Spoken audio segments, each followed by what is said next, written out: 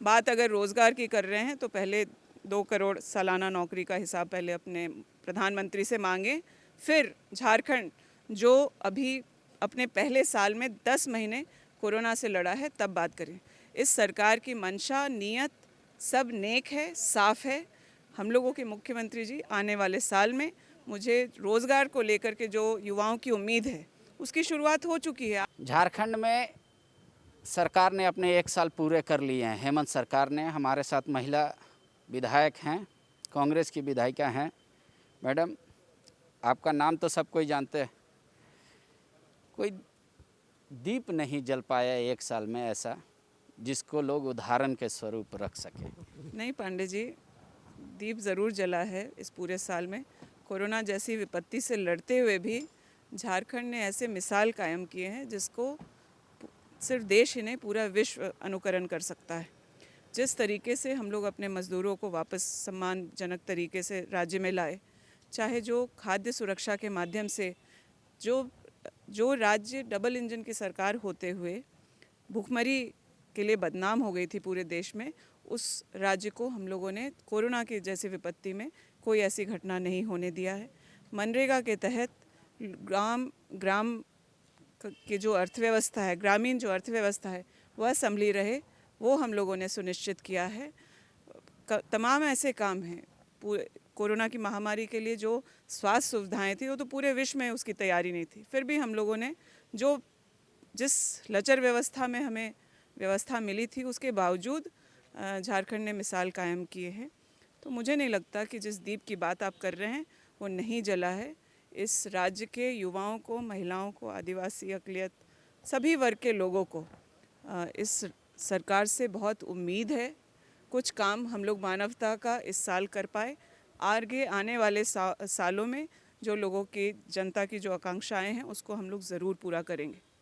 अगर self assessment करते हैं तो सरकार को 10 में कितने नंबर आप दें? देखिए, अगर इस विपत्ति को ध्यान पे रखते हुए अगर आप बोलेंगे तो मुझे लगता है सरकार ने बहुत अच्छा काम किया है। अपनी सरकार है, अपने मुंह से नंबर देना अच्छा नहीं लगता, लेकिन आप जनता से घूम करके पूछ सकते हैं। आप तो सभी तरह के लोगों से मिलते हैं। इस विपत्ति में मुझे नहीं लगता कि देश भर के किसी और राज्य ने इतना बेहतर काम। लेकिन विपक्ष तो पूछ रहा है ना कि जो मैनिफेस्टो आपने जनता के बीच रखा था उसका एक मैनिफेस्टो का वादा पूरा नहीं कर पाई सरकार 1 साल में। आपने रोजगार को सबसे प्रथम रखा था, कितने लोगों को नौकरी मिला, सरकारी नौकरी? कितने संविदा कर्मी परमानेंट हो गए? कितने किसान को आलू, प्याज और टमाटर और जो फल और सब्जी पे MSP की बात कही गई थी वो कितने लोगों को मिला? बेरोजगारों को 1 साल में कितना भत्ता दिया? तो ये तो बीजेपी पूछेगी ना। बलात्कार का आंकड़ा आपके सरकार में भी लगातार रिकॉर्ड नए कायम कर रहा, तो ये सब तो सवाल जस के तस रहा। बिल्कुल, और आप लोगों के माध्यम से भाजपा के इन तमाम सवालों का मैं जवाब देना चाहूँगी। बात अगर रोज़गार की कर रहे हैं तो पहले 2 करोड़ सालाना नौकरी का हिसाब पहले अपने प्रधानमंत्री से मांगें। फिर झारखंड जो अभी अपने पहले साल में 10 महीने कोरोना से लड़ा है तब बात करें। इस सरकार की मंशा नीयत सब नेक है, साफ है।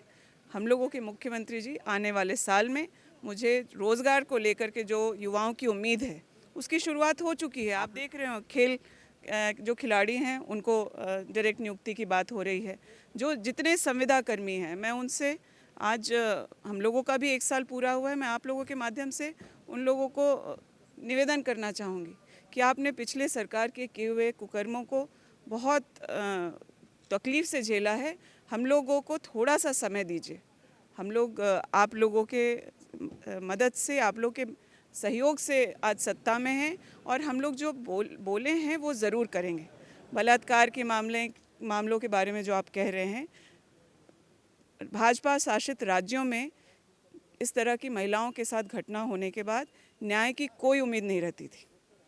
झारखंड में अगर कहीं ये दुर्घटनाएं दुर्भाग्यपूर्ण है, हम लोग सबके लिए एक एक घटना बहुत शर्मनाक और चिंताजनक होती है, लेकिन किसी भी मामले में आप नहीं बता सकते हैं कि तुरंत कार्रवाई पुलिस ने नहीं किया हो। सख्त से सख्त सज़ा। आज कोर्ट बंद होने के चलते आपका 2 मुद्दा था। जब जनता के बीच आप जाते थे तो सेकुलर वाली फीलिंग को आप दिखाते थे कि अगर हम आएंगे तो ऐसा होगा। आपके सरकार बनते ही लोहरदगा में दंगा हुआ। आपके सरकार जैसे ही बना 1 साल चल गया, अब क्रिश्चियन मिशनरियों को और ख़ासकर उस वर्ग को ये लगता है कि इस सरकार में उनकी सही से बात नहीं रखी जा रही है। इसीलिए उनके इतने बड़े धर्मगुरु कह रहे हैं कि एक मंत्री होना चाहिए क्रिश्चियन की तरफ से।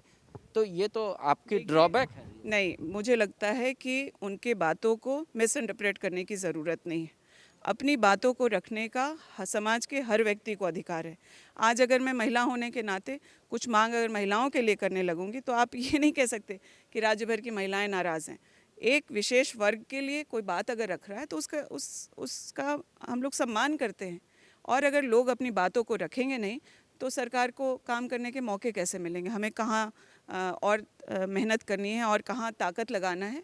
मुझे लगता है ये अधिकार है समाज के हर तबके का, किसी एक विशेष वर्ग का ही नहीं, समाज के हर तबके का। ये बातें पहले नहीं सुनी जा रही थी। लोग बोलना भी अगर चाहते थे तो उनकी आवाज़ को सुनने वाला कोई नहीं था। हमारे मुख्यमंत्री, हमारा पूरा कैबिनेट लोगों की बातों को सुनता है, इसलिए लोग हम लोगों के सामने बातें रख रहे हैं अपनी। ठीक है, लाख समस्या। एक आखिरी सवाल से ख़त्म करते हैं। आप लोग 5 साल बीजेपी की सरकार को कोसते रहें कि 12वां मंत्री कौन? ये सवाल 6ठे साल भी जस की तस बनी हुई है। तो 1 साल में तो पूरा मंत्रिमंडल का भी गठन नहीं कर पाया। पहले आप लोग जिसको असंवैधानिक बताते थे 1 साल से उसी को कर रहे हैं। मुझे लगता है पांडे जी इसका जल्दी निदान हो जाएगा। Thank you. 1 साल में सरकार को ये 10 में कितने नंबर दे रही हैं, कह रही हैं वो तो जनता का काम है, लेकिन इनका दावा है कि इस बार की सरकार में इतना कुछ हुआ है कि जो पिछली सरकार में नहीं हुआ। वो है सबसे बड़ा कि सभी वर्गों का ख्याल सरकार रख रही है और जिनके मुंह से आवाज़ नहीं आती थी वो वर्ग भी अपनी बात को खुले तौर पे रख रहा है। यही सरकार की सबसे बड़ी उपलब्धि है। followup.in, like, share and subscribe. www.thefollowup.in